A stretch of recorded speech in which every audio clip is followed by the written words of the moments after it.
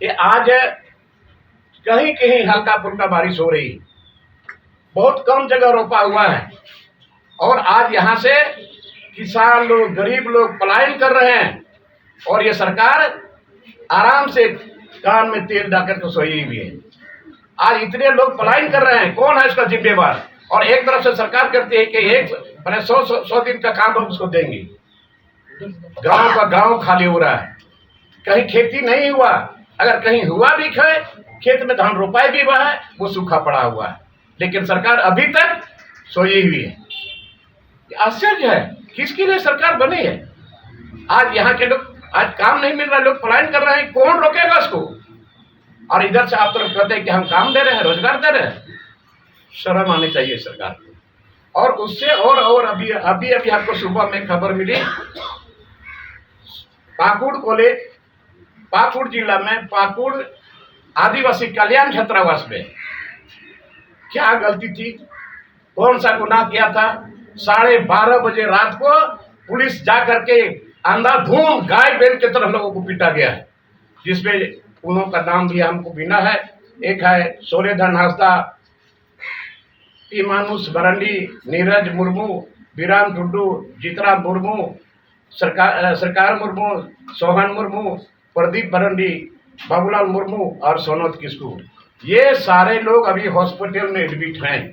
मैं मानता हूं जांच का विषय है, अगर किसी ने कुछ गलती किया भी है तो पुलिस प्रशासन एक साथ 150 की संख्या में पुलिस जाकर के वहां छात्रावास में ढूंढ करके सोए में छात्रों को पिटाया है और गाय बैल की तरह पिटा है। मैं मांग करता हूं सरकार से, और डीजीपी साहब मांग करते हैं कि इसका जांच हो और उस पर कड़ी कार्रवाई हो, और नहीं तो स्टूडेंट का आंदोलन इतना संभालने योग्य नहीं रहेगा। छात्रावास में रहते हैं, उन लोगों का भरपूर पिटाई किया, लेकिन अभी तक सरकार की तरफ से उन लोगों को देखने के लिए कोई नहीं गया, कोई नहीं गया अभी तक हॉस्पिटल में। मैं जा रहा हूं और वहां जाऊंगा, और मैं आप लोग के माध्यम से मैं मांग करता हूं सरकार से और डीजीपी से हम आग्रह करते हैं कि इमीडिएट इस पर कार्रवाई हो और तो इस आधार पर का जलना शुरू हो जाए। घोर अन्याय हुआ और एक तरफ किसान, यहां से गरीब मजदूर लोग भाग रहे हैं, कौन है इसका जिम्मेदार? बताए सरकार कि आज तक आता है, कोई काम का कोई गारंटी नहीं है इसके पास, और ये झारखंड लेबर स्टेट बन गया है, लेबर सप्लाई स्टेट बन गया है। आप एक तरफ कहते हैं कि झारखंड पूरा का पूरा धनी स्टेट है, सारा चीज से संपूर्ण भरा पड़ा है, तो आज एक भी बाहर का मजदूर, केरल का मजदूर यहाँ क्यों नहीं आता, पंजाब से मजदूर यहाँ क्यों नहीं आता? तो ये क्या हो रहा है सरकार में? और सरकार को आज मैं चैलेंज करता हूं कि आने वाले समय के लिए आप सतर्क हो जाएं।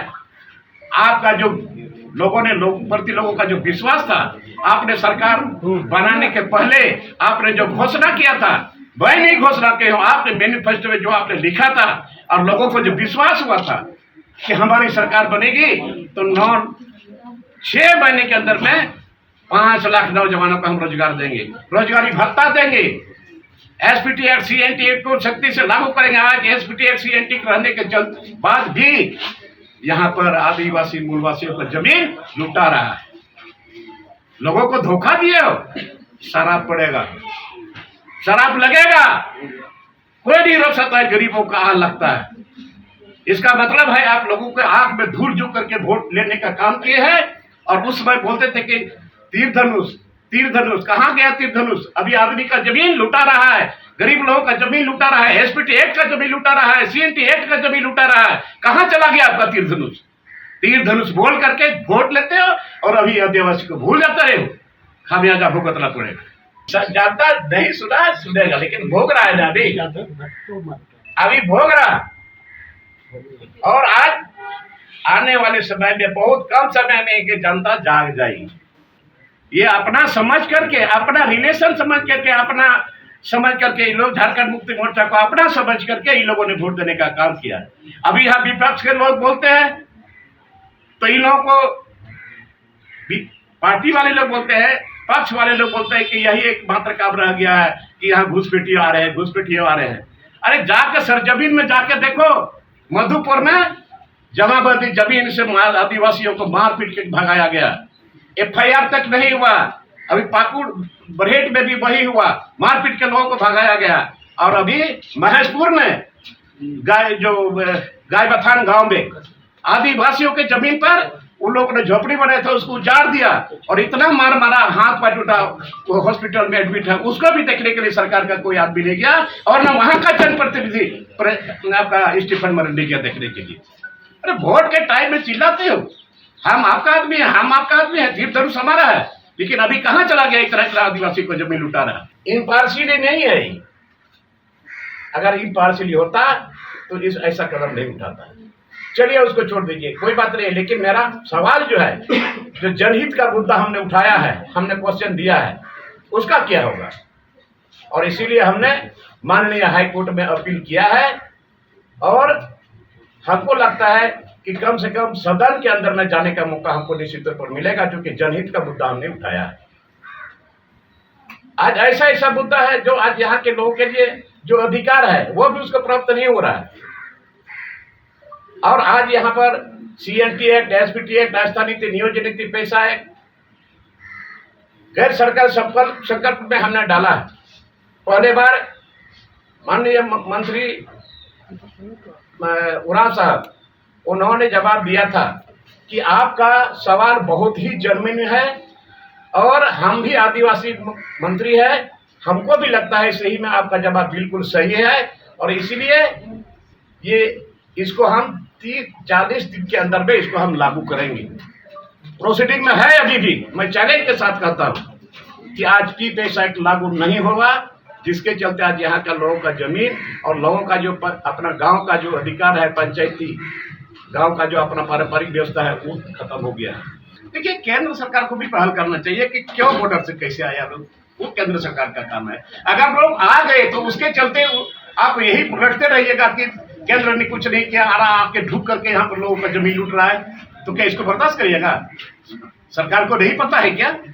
अगर ढूक गया, आने बॉर्डर से पार करके आ गया, तो क्या आपकी जिम्मेवारी नहीं बनती है कि वैसे वैसे लोगों का जमीन जो लूटा जा रहा है, वो आदिवासी से शादी कर रहे हैं और आदिवासी को खड़ा करा देते हैं मुखिया में, प्रमुख में, जिला परिषद में, वार्ड में, और पति मुसलमान हो जाते हैं। ये तो सच्चाई है। सच्चाई बोलने में कोई डर और भय की बात नहीं है। ये तो हो रहा है। एक तो डैम से लोग उजड़ गए, एक तो कारखाना से लोग उजड़ गए। अभी ECL, CCL, BCCL पे जाके पता करिए। सरकार का काम है, मैं कहता हूँ सरकार का काम है वैसे वैसे आदिवासी को खोजे जिसके जमीन के अंदर में कोयला था, बहुत तरह का माइंस था। आज वो लोग विस्थापित होकर कहाँ चले गए, ट्रेस हो गए हैं। कौन है जवाब दे इसका? कौन है जिम्मेवारी इसका? कुछ नहीं, ना विस्थापन आयोग बना और न कुछ बना। आज तक क्यों विस्थापन आयोग? पूरे झारखंड में बना दो ना भाई, पूरे झारखंड में बना। आदिवासी के जमीन पर यहाँ पहले बोला था कि स्मार्ट विलेज, यही मुख्यमंत्री माननीय हेमंत सोरेन बोला है कि मैं स्मार्ट विलेज बनाऊंगा गांव के लोगों के लिए। लेकिन वहां क्या बन रहा है? अभी एक भी गांव में स्मार्ट विलेज नहीं बना। स्मार्ट सिटी तो बन रहा है। आदमी रो रहा है कि बचाओ, हमको भी बचाओ और जमीन भी बचाओ। देखते देखते रोते रोते सारा चीज यहाँ स्मार्ट सिटी बनना शुरू की। आपकी उंगलियां भी बरतेंगी। ये देखिए सर, A1 क्वालिटी का सीमेंट लगा रहा हूं मैं।